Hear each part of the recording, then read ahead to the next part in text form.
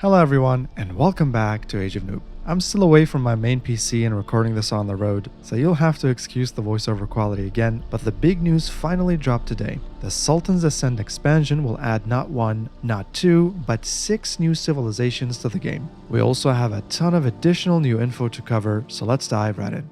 Okay, first of all, the 2 brand new civilizations of the Japanese and the Byzantines are already announced, as most of you know. But there are 4 variant civilizations that the developers have not shared many details yet, so let's address these first. The Civ Variants will be on the Abbasid dynasty, Chinese, French, and Holy Roman Empire. But what does Civ Variants actually mean? Well, I can't share gameplay details just yet, but here's what's publicly announced so far. First, the 4 new variant civilizations are as follows. The Sultan's army is the new variant for the Abbasid dynasty, Jeanne d'Arc for the French, Empire of Jade for the Chinese, and Order of the Dragon for the Holy Roman Empire.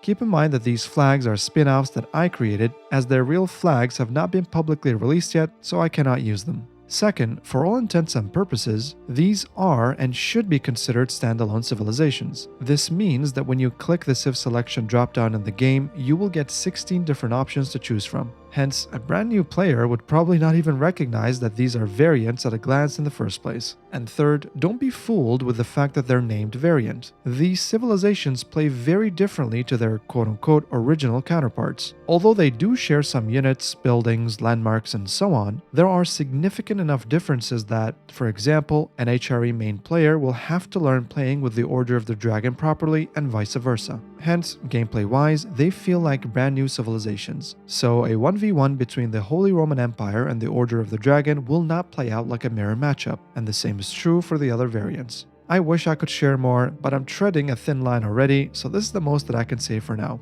The official FAQ also mentioned that the variants come with exciting new heroes, so given the Civ variant names, you should be able to put 2 and 2 together to know which one of them will have the hero unit. Okay, let's now look at the new teaser for some callouts. We first see some scenes from the new campaign, which I will get to in a moment. The initial Byzantine scenes show nothing in particular, at least none that I can talk about anyway, but the Japanese have some new callouts. The first is that we can see villagers dropping off stone and gold to a house, so that should reveal to you one of their mechanics. And we can also see Japanese units with banners behind their backs. Since we know units without banners exist, this should also hint a new mechanic to you folks. The rest of the scenes are mixed, but another important callout here is the way that the water is rendered. In typical fashion, they chose an awful angle to show water yet again, but rest assured that the new water rendering looks gorgeous. We then see an awesome new Byzantine unit that looks like a Ram variant, as this confirms Greek Fire to be an in-game mechanic that we saw previously in the first screenshots released. And that pretty much wraps up the teaser.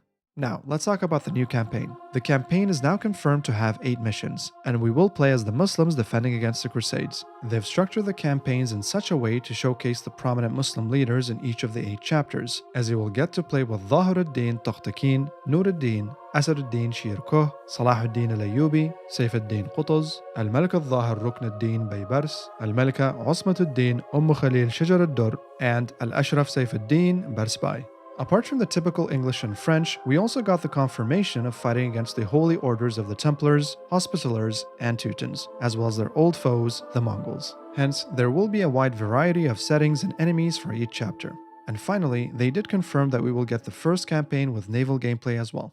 Pricing-wise, I was surprised that it was announced at $15. I promise I'm not being paid to say this, but I think $15 is more than fair for the sheer amount of content that it adds to the game, so I'm happy that they priced the DLC competitively.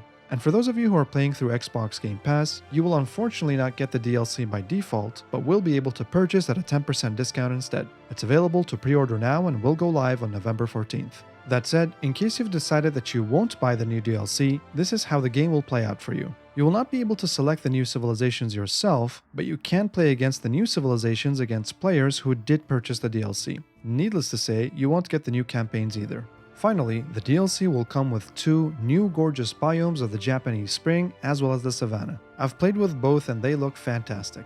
There are also 10 new maps coming, and most of us agreed that they are great maps, and most importantly, there will be changes to existing maps that will fix a lot of the frustrations. I can't share more for the time being, but know that maps across the board will get a big improvement with the release of the Sultans Ascend. But yeah, this was a summary of all of the publicly released information about the new Sultans Ascend DLC coming to Age of Empires 4. If you liked the coverage so far and want to watch the new Civilization reviews coming soon, then be sure to subscribe to Age of Noob to not miss out. You can also join us to become a member if you'd like to further support Age of Noob. Thank you. As always, I appreciate all of you stopping by yet again. Hope you all enjoyed this video, and see you all in the next one.